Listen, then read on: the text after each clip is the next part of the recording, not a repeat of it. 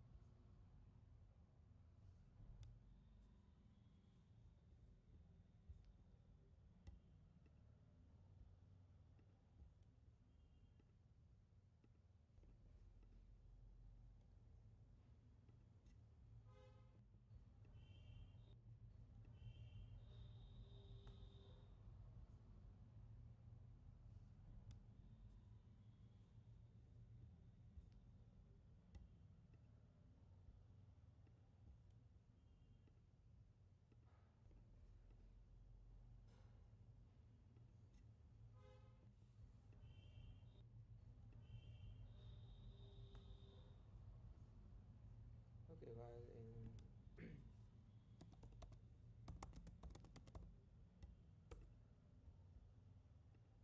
can I see the error?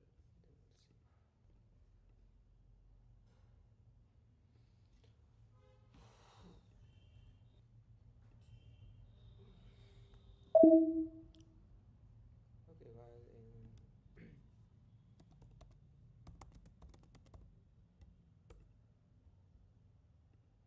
can I see the error? Then we'll see.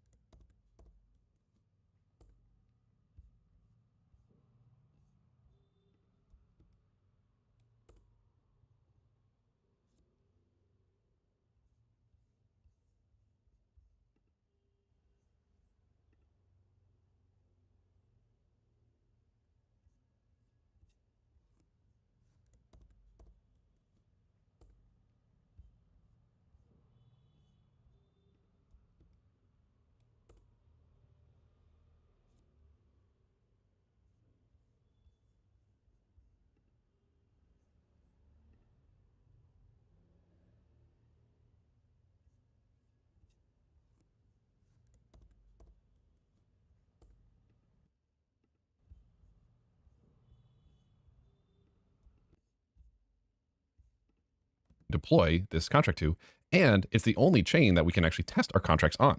That's incredibly restrictive. And if we were to go to change our mind and deploy to a different chain, we'd have to refactor our entire code base. We'd have to consistently update all the addresses in here, both in Foundry and, of course, in our price converter.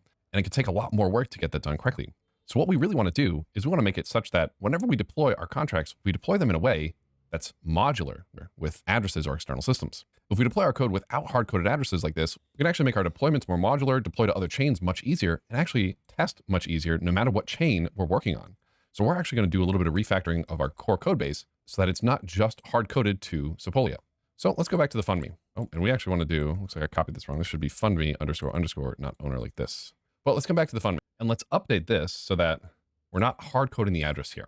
What we can do is we can actually pass a constructor parameter so that whenever we deploy this contract, we deploy it with the address that we want to use. And this address will depend on the network we're actually deploying to. When you go back through your code and you change the way it's architected, but you don't really change a lot of the functionality, that's something called refactoring your code. Refactoring is something that's really good for engineers actually deploying to.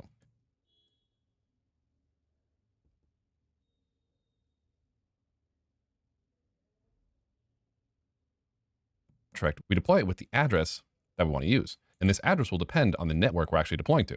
When you go back through your code and you change the way it's architected, but you don't really change a lot of the functionality, that's something called refactoring your code. Refactoring is something that's really good for engineers because it helps keep your code maintainable moving forward. So in our constructor, what we can do is we can pass an address price feed as a constructor parameter. And up here, where we have our state and storage variables, we can create a new one, aggregator v3 interface, private s_price feed.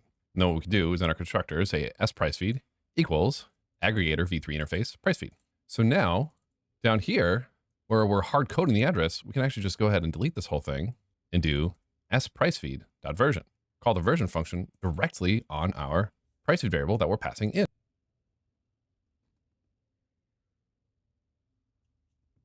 And additionally, in our price converter, we can update this function to take in an input parameter for this price feed address.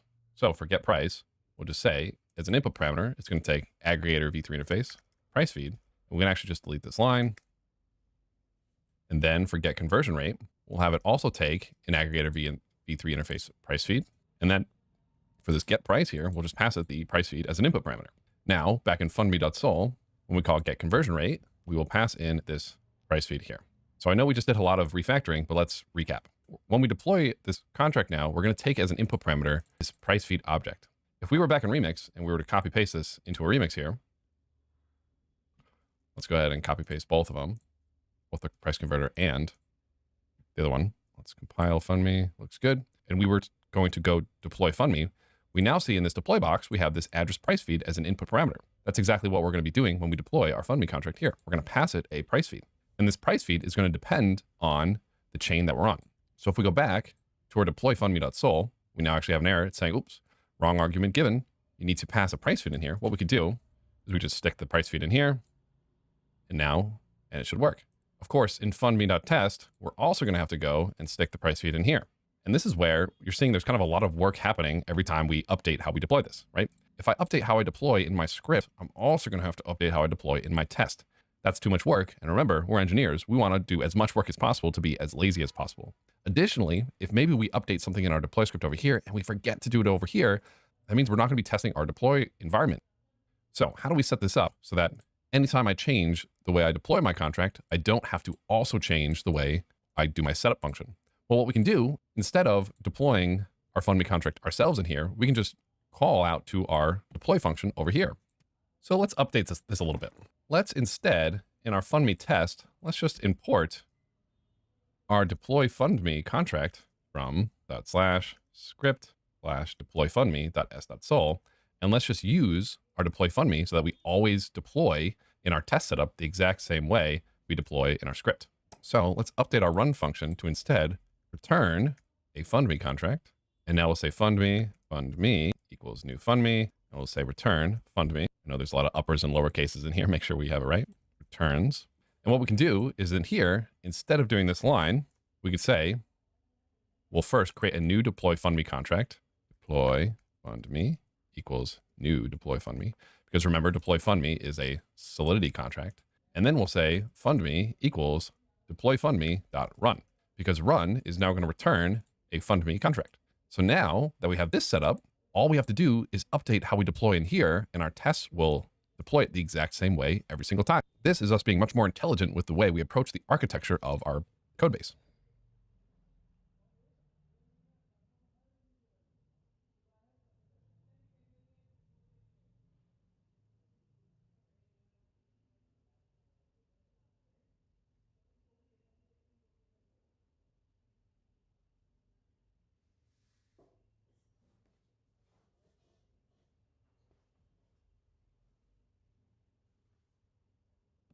Awesome. And once again, I love saying this, but by you learning this, you're already better than half the Solidity developers out there. So great job. Excited that you learned this. And just to make sure everything's working, let's go ahead and run forge test -- fork URL, depolia, RPC URL. Let's make sure everything's working correctly here. And it looks like we broke something in our refactoring. So this is good. We broke test owner is message sender. Well, the reason that failed is because now our deploy fundme contract over here is actually doing the deploying. And when you do this vm.start broadcast, this makes the funder actually message.sender again. It's a little bit confusing. This is one where you don't have to worry too much about it right now, but just know that instead of doing address this now, we can actually go back to message.sender. And now if we run our test again, great, we can see everything passes. Fantastic. Now, the next piece that we're going to do is going to also help us so we don't have to always be making calls to our Alchemy node here. We don't want to have to run up the bill every single time we run a test suite. We want to be able to do everything locally for as long as possible and not even have to make any API calls to Alchemy. We do want to absolutely test our fork URL, but maybe not all the time. So let's go ahead and clear. Let's hide the terminal and let's keep going. And this is why it's good to have some tests before you even start doing refactoring. This way you can make sure you don't break anything in the process. But all right, great. So how can we update this now? We said before, the whole purpose of this refactoring was so that we wouldn't have to hard code an address in here. And sure enough, here we are, we're hard coding an address in here. This still only works with Sepolia. If I try to run this test without a forked chain, it's just going to fail, right? Because this test price feed version is accurate, needs to make a call to a contract that exists. So what can we do? We can do something called creating a mock contract. On our local Anvil, we can deploy our own fake price feed and interact with that for the duration of our local tests. And that's what we're going to do right now.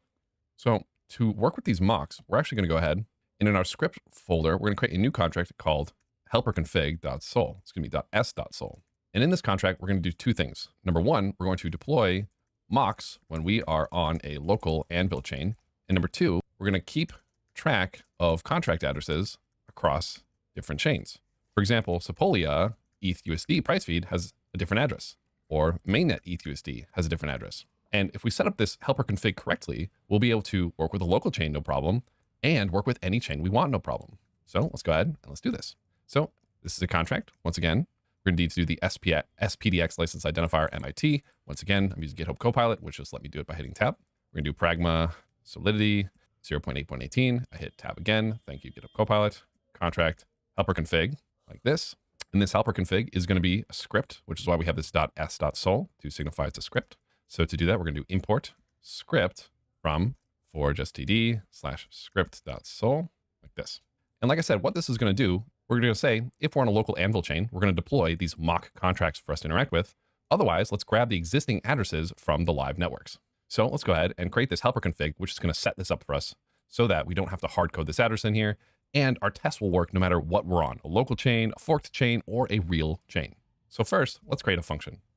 And we're going to call it get Sepolia ETH config like this. This is going to be a public pure function. And what this is going to do is it's going to return a configuration for everything we need in Sepolia, or really any chain. All we need in Sepolia is going to be the price feed address. However, we're probably also going to want one for function get Anvil ETH config, public pure, which is also just going to need a price feed address. But what if we have a whole bunch of stuff we need? Maybe a price feed address, a VRF address, gas price. What if we've got a ton of stuff in here? Well, this is where it's a good idea to maybe turn this config into its own type. And how do we create types? You got it. That is with the struct keyword. So we're going to create a struct keyword, and we're going to call it network config. So we're going to create a new object of type network config. Right now, our network config is only going to be one thing, address price feed, which is going to be the ETH USD price feed address. And we're going to have both of these return a network config object with this price feed. So both of these are going to do that. Returns network config. And we have to use the memory keyword because this is a special object. So we're going to do that for both of them. Now for get Sepolia ETH config, it's really easy, right? All we have to do is say network config, Sepolia config equals network config, and we'll just wrap, and we'll just create this object by saying price feed and pasting in the address in here. Network config memory. Since this is a struct, obviously we can use these little brackets here to say the type and the object. We could also just do this, right? We could delete these and just go like this, but I like to be a little bit more explicit. So put these little squiggly brackets, the name of the thing, and then the address. And then we could just say return Sepolia config. And now we have a way to get the Sepolia config. So great. So we have a way to grab an existing address on a live network using this. How do we get that back over here so we can input into the funme? Well, what we can do is we can create a new public variable, network config, public active network config, and we can set this active network config to whichever one of these configs is the active network that we're on. If we're on Sepolia, we'll return this. If we're on Anvil, we'll return whatever is in Anvil, and then we'll have our deploy me just point to whatever the active network config is. So let's pretend for a second we are on Sepolia. How would we set the active network config? Well, in our constructor, what we'd do is we'd say if block.chainID equals 11155.111, I'll explain this in a second, active network config equals get Sepolia ETH config. Now, what is this chain ID thing? Okay, well, first of all, we know that an chain ID of 11155.111. So we can just say, hey, if we are on the Sepolia chain, use the Sepolia config. Great. And then we can say if we're not on Sepolia, let's use the Anvil config. Fantastic. So we'll say else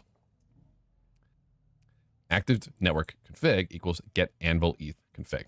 Okay, so let's try this out. We don't have our get Anvil ETH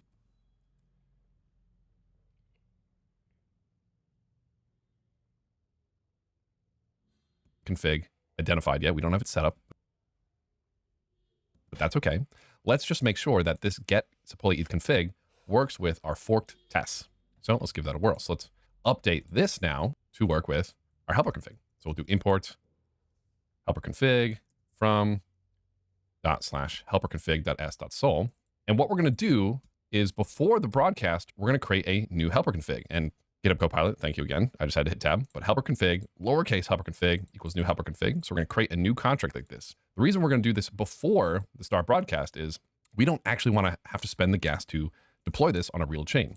So this is going to be a little bit confusing, but you'll get used to this. Anything before your start broadcast, it's not going to send it as a real transaction. It's going to simulate this in its simulated environment. Anything after start broadcast, it's going to be a real transaction. So we just want to be very certain and very particular with what we put before and what we put after this VM.start broadcast. So now that we have this helper config, we now have access to this active network config, which when we deployed it is going to be updated with the correct helper config here. Now we can get the right address by grabbing it from the helper config. So we can say address ETH USD price feed equals helper config dot active network config price feed. Excuse me, helper config dot active network config. Now, normally, since we're returning a struct, we would have to wrap this in parentheses.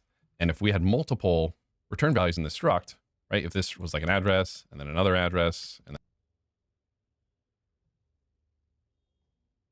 then another address, etc., we'd have to do an address and then another address, you know, and then another address, etc. But since it's only one, we'd have to do an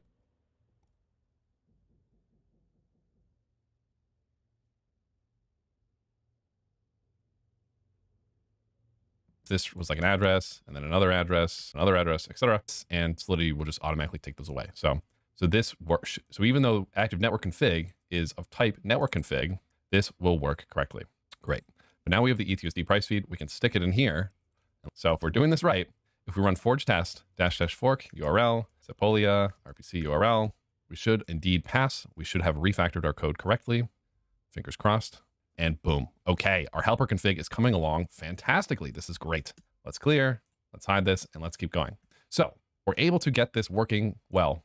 And now this is a strategy we can work with different chains. For example, if we wanted to work with another chain, for example, Ethereum mainnet, we could copy paste this here. We could say get mainnet ETH config, public peer returns network config. We could say ETH config, network config. We could go to docs.chain.link. Let's scroll over to Ethereum. Let's go to ETH mainnet. Where's ETH USD? Let's scroll. ETH USD. We would copy this address here. We'd come back. We'd paste it in here. Copy this, paste it here. And now we would scroll back up. And again, if I'm moving too fast for you, feel free to pause or slow me down. Copy this. We'll come up here. Then we can say else if, and then Copilot's giving me the answer here. But if chain ID equals 1, then active network config equals get mainnet ETH config. So we can use this little else if syntax here to just toggle through all these different chain IDs.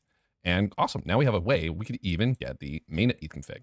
And if we wanted to, what we could do is we go back to Alchemy, create a new app here. We'll call it mainnet. Mainnet Ethereum mainnet. We'll zoom out a little bit so we can click the button. And what we can do is we can grab this key, copy the HTTPS, come back in here. Let's go to our .env file, create mainnet RPC URL equals this. Pull up the terminal, source.env. That way this, if I do echo mainnet RPC URL, I can now see this as an output. What I could do is I could do forge test -- fork URL $sign mainnet RPC URL. And now I can run my tests even on a forked mainnet. Awesome. And even that passes. So this is a really important step that we want to get really good at is running our tests on a forked mainnet or a forked blockchain that we're actually going to be deploying. So if we wanted to deploy to ETH mainnet, we would do something like this. These days, I don't deploy very much to Ethereum mainnet. I'm usually going to deploy to an L2. So maybe I'll do like a Polygon ZK EVM, Optimism, deploy a lot on Arbitrum, but something like that. And that's where I would do the fork testing against. But in any case, awesome. And the coolest thing about this setup is that if I want to deploy to mainnet, great, it'll just work. Or if I want to deploy to Sepolia, great, it'll just work.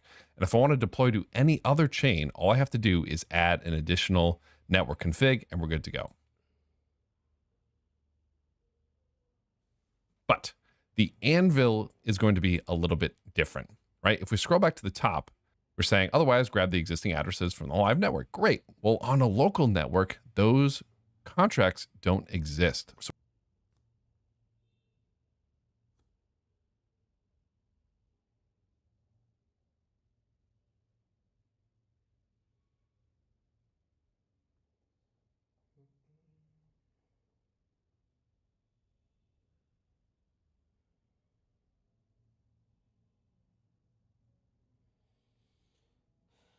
taking a break.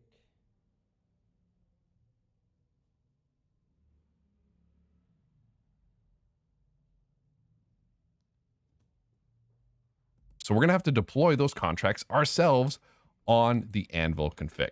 So what we're going to do down here is we're going to do something a little bit different. So one of the first things that we're going to do is we're going to have to deploy the mocks and then return the mock addresses. A mock contract is basically like a fake contract. It's like kind of like a dummy contract. It is going to be a real contract, but it's going to be a contract that we own, we can control, etc. So what we're going to do is actually we're going to do a vm.start broadcast down here. This way we can actually deploy these mock contracts to the Anvil chain that we're working with. And since we're using this VM keyword, we actually can't have this be a public pure. And additionally, our helper config needs to be is script in order to have access to this VM keyword. And let's also add a vm.stop broadcast as well. So in here, let's deploy our own price feed. In order to deploy our own price feed, we're going to need a price feed contract. So what we're going to do is actually in our test file, we're going to create a new folder called mocks. And this is where we're going to put all of our contracts that we need to do testing, right? It's going to be a real contract, but we're going to put it in the test folder just so that we separate it. We say, hey, this contract is different than our core code base. And we're going to create a new file, call it mock v3 aggregator.sol. Now, instead of us actually creating this ourselves, there's actually already a mock v3 aggregator in the Chainlink Brownie contract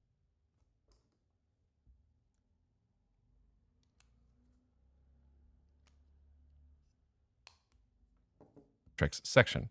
However, it's an older version of Solidity. It's version 0.6.0. So I'm going to save you all some trouble from having to rewrite that in a new version. And if you want to just come to the Foundry Fund Me F23, go to the test folder. Oh, it looks like I don't have it in a mock here, but it probably will be in a mock folder here. And we can just copy paste this entire contract. So we'll copy it, go to our code base and paste it in here. This has all the code of a price feed, essentially. We have, if we scroll down, we can see some functions that we're familiar with, like latest round data, which is what we use in our price converter. And if we scroll up, we can see in the constructor, we give it a decimals and an initial answer. And we also have an update answer function so that anytime we want to mess with this contract or update it ourselves in our Anvil tests, we can, which is great. So we're going to deploy this and we're going to use this address as the price feed address on our Anvil chain. So in here, well, first off, we need to import that.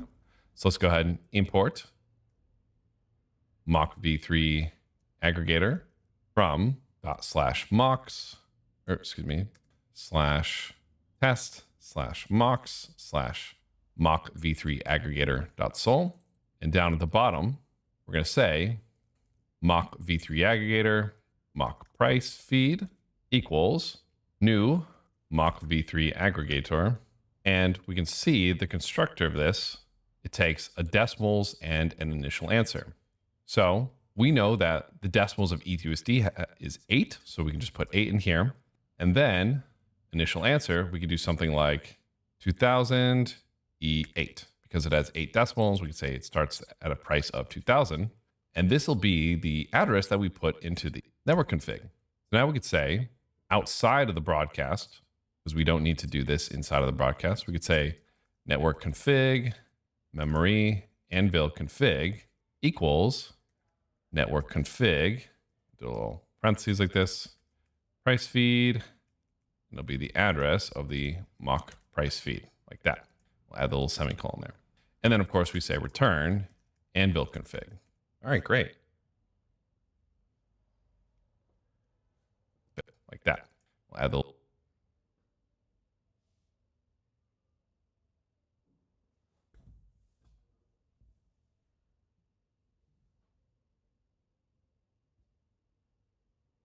semicolon there.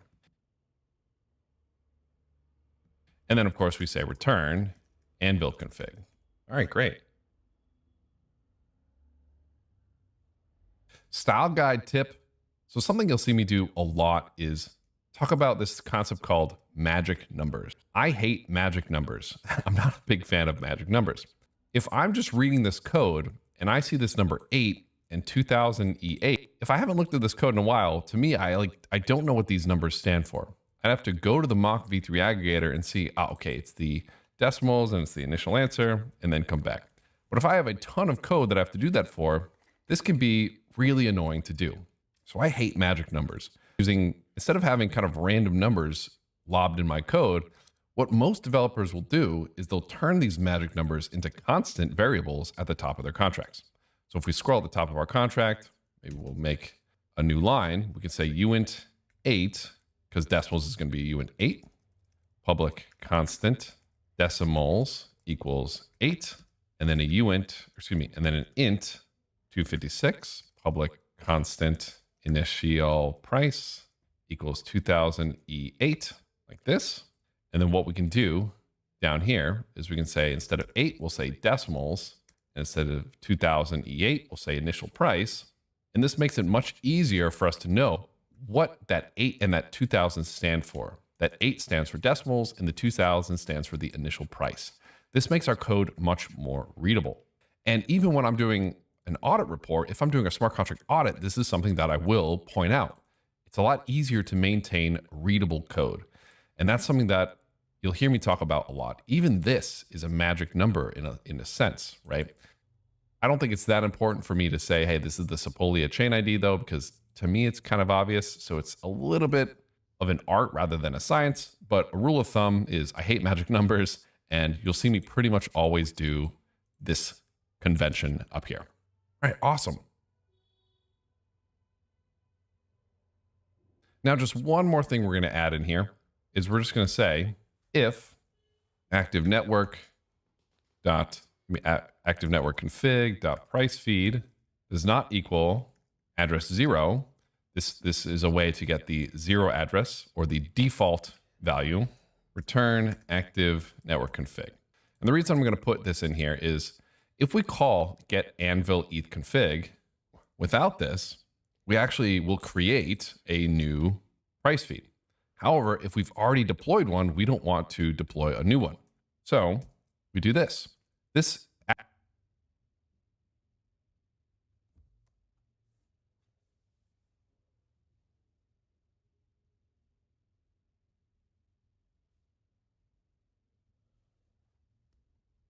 active network config dot price feed does not equal 0 is basically saying, hey, have we set the price feed up as something? Remember, because address defaults to address 0. So if it's not address 0, it means we've already set it. So just go ahead and return and don't run the rest of this. And with that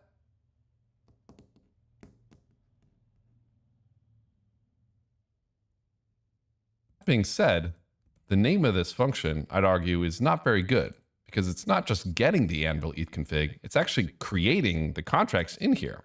So I would change this to get or create anvil eth config and copy this and paste it up here. Again, like I said, I love being very verbose with my functions to make my code much more readable. But okay, so now that we have this, remember before, every time we ran forge test, it failed, right? And why did it fail? Well, if we go back to the test, when we call test price feed version is accurate, every time we called get version, this would fail because the contract didn't exist on Anvil. Now that we have our helper config here, we do indeed deploy our own fake price feed. And if we go to the fake price feed, is there a get version? There is indeed a version function, which returns 0. And let's actually update this to 4 so that it actually will pass, because right now if it's 0, it'll fail. So version is 4. So now it should be able to call this version parameter, because it's a public, and return 4. So let's go ahead. Moment of truth. So if we do forge test -- fork URL, Sepolia RPC URL, we know that this is going to pass because it's going to fork the Sepolia chain, and our helper config is going to give it the Sepolia address. We know that if we go to our Alchemy dashboard, we go to our Sepolia, we do a little refresh here. We're going to see just now, we see a whole bunch of calls coming in, and we do indeed see this passes. Now, Foundry was failing whenever we ran this without a fork. Now let's do a little clear. Now, if I do forge test without a network, without an RPC URL, let's see what happens. Oh my goodness. And see, this was also so much faster because we didn't have to make any API calls up to Alchemy. We didn't have to say, hey, Alchemy, what's the Sepolia chain look like? And wait for it to tell us what the Sepolia chain looks like. We were able to do everything locally on our own computer here. It was much faster. We didn't have to make it any API calls. And boom, we've got this network agnostic setup so that we can deploy our Foundry contract on any network that we want. This is incredibly, incredibly powerful.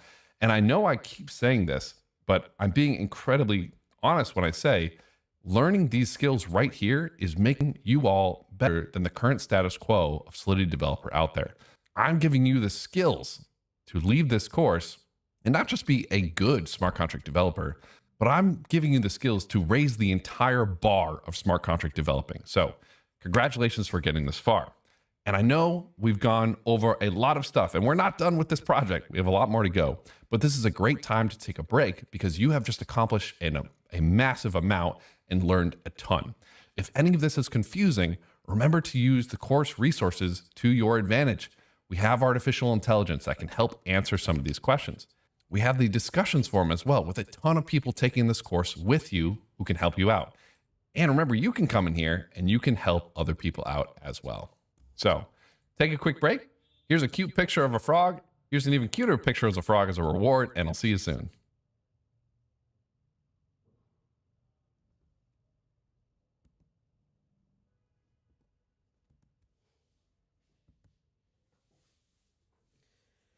I'm gonna take a break, and after 9, I will recode the whole video that I saw.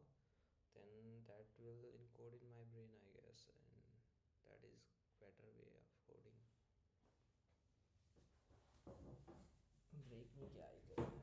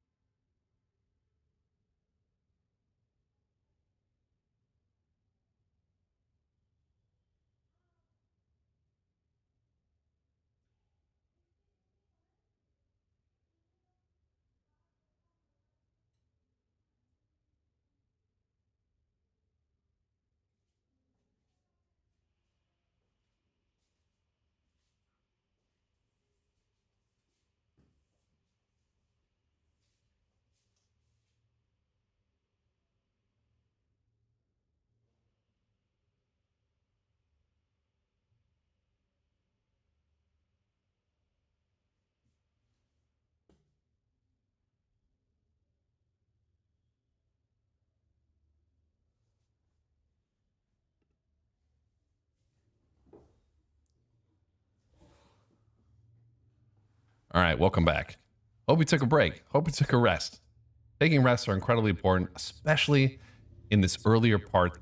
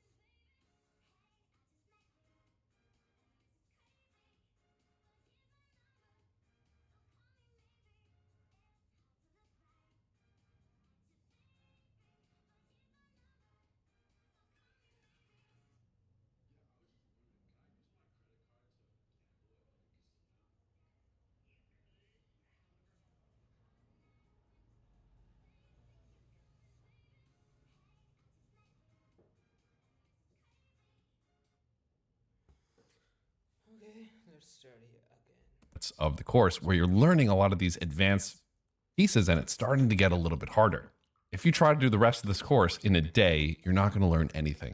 Repetition is the mother of skill, but that repetition will only result in you gaining that skill is if you take the rest you need for your body to recover. So let's keep going though. We've learned a lot. We're doing fantastic work.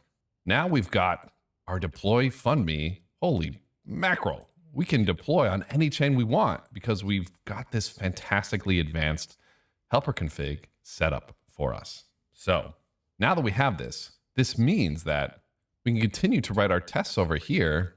We don't even have to care or think about which network that we're actually on because our deployment setup is going to work no matter what.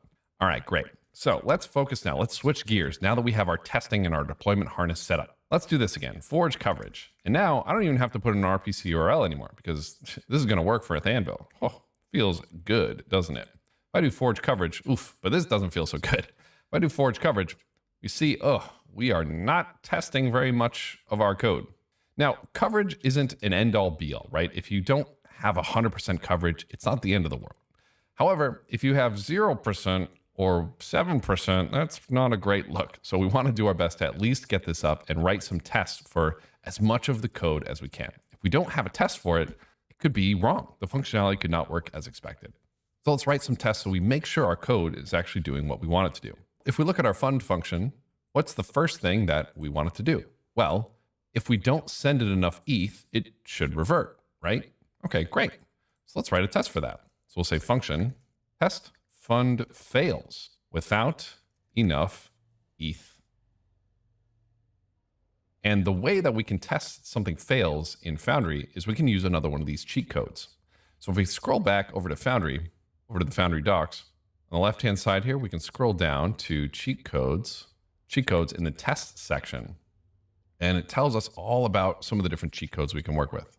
So if you want to learn more about cheat codes, you can select that, or we can scroll to the bottom, go to the appendix, and go to the cheat codes reference. Hit the little drop down. We have environment, assertions, and a whole bunch of other stuff. Let's look under assertions, and we can see there's one called expect revert. It tells us all about this revert bit. Expect revert is a cheat code in Foundry. It allows us to say, hey, if we do vm.expect revert, we're saying, hey, the next line should revert.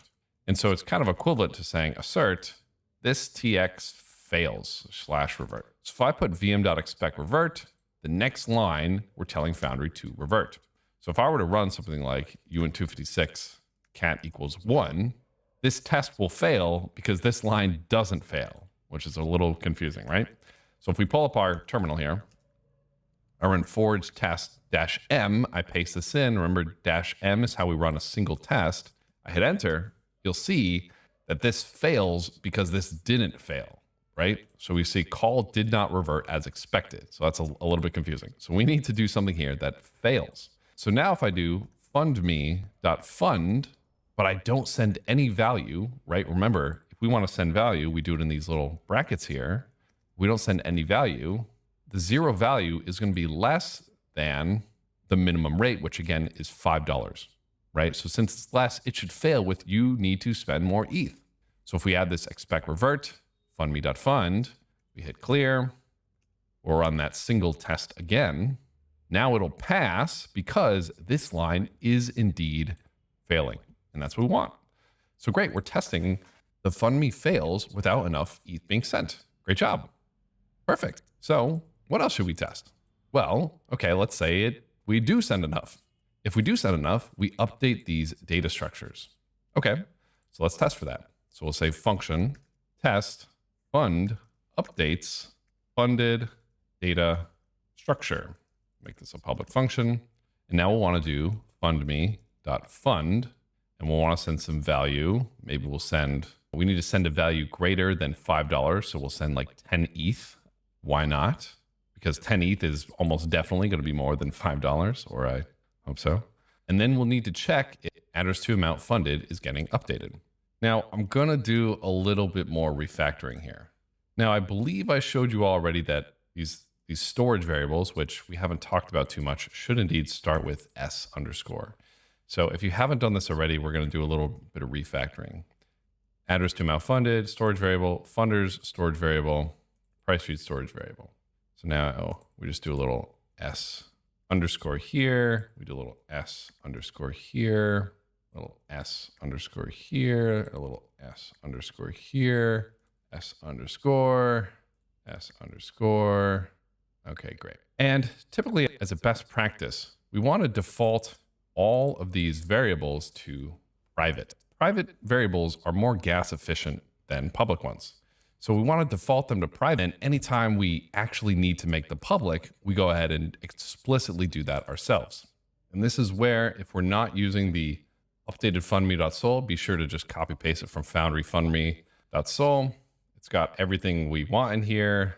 But the most important pieces is down at the bottom, it has these view functions. So in order for us to actually check that these are actually being updated, we want to scroll to the bottom and we're going to create a section for our view/pure functions. These are going to be our getters. So in here, we'll create a new function, get address to amount funded. We're going to do an address, funding address. This will be an external view returns UN256. And this will be return S underscore address to amount funded, funding address. I just hit tab there. We want to do this for a couple of reasons. Again, I said we want to make our code very readable, and using getters as opposed to kind of this gross S underscore methodology is a lot more readable and a lot more sensical. Additionally, like I said, private variables are more gas efficient. So we just want to default them to private and then only make public or external view functions as we need. So we want to be able to get that. We also want to be able to do function get funder and have a uint256 index be passed in. This will be an external view, which will return an address. And we'll just say return funders at the index. So these are two getter functions that we can now use to check to see if these are populated. So back in our test, after running this fundme.fund, we can say uint256 amount funded equals fundme.get address to amount funded. And then who are we going to pass in here? And then we're going to say assert equals amount funded 10E18. So a couple things are going on here. So this is probably going to be message.sender, but this can be a little confusing. Let's run this test. Forge test-m, pass that in here. Let's see if this works. Okay, it failed. So it looks like message.sender isn't the one who called fund. Well, it was probably then the address fundme test. Is that who it was? Let's just say address this. Is that correct? Let's try this now. Okay, it looks like it was address this, but as you can see, knowing who's doing what can be a little bit confusing, especially in our tests. So in our tests, we want to be very explicit with who's sending what transactions. And that's where we can use another Foundry cheat code called ranking. So if you go to the cheat codes reference, you go to environment, we can scroll down and we can see there's a prank cheat code in here. This prank code sets the message.sender to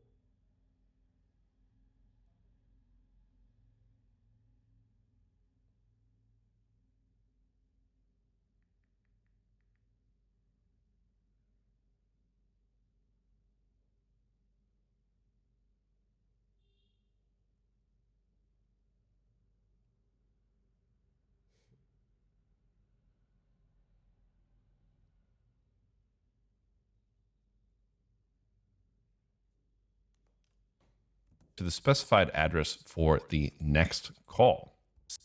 We can scroll down and so in our test, we want to be very explicit with who's sending what transactions. And that's where we can use another Foundry cheat code called ranking. So if you go to the cheat codes reference, you go to environment, we can scroll down and we can see there's a prank cheat code in here. This prank code sets the message.sender to the specified address for the next call. So we can use prank to always know exactly who's sending what call. And remember, this only works in our tests and this only works with Foundry.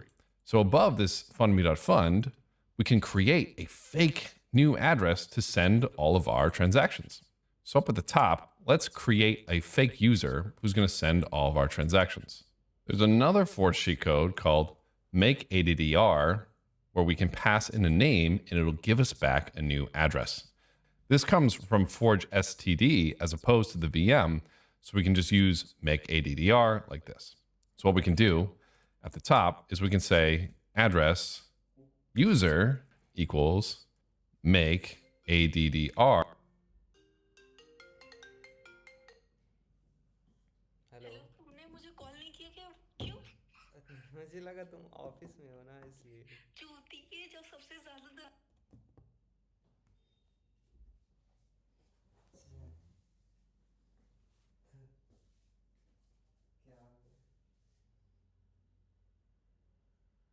अभी तो friends colony में थी ना तुम।